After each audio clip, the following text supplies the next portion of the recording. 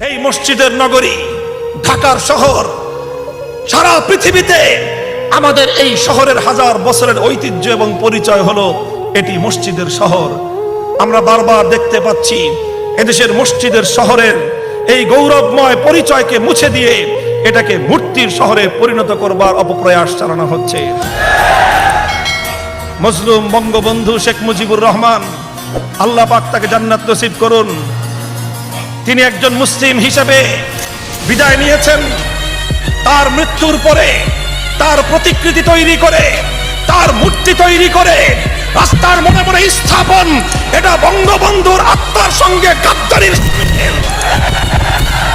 যদি কেউ বঙ্গবন্ধুর সুসন্তান হয়ে থাকে, তার মৃত্যুর পরে তার সঙ্গে এই ধরনের বিশ্বাসঘাতকতা করে তার রূহ এবং তার আত্মাকে কষ্ট দেওয়ার দুঃসাহস কেউ করবে না।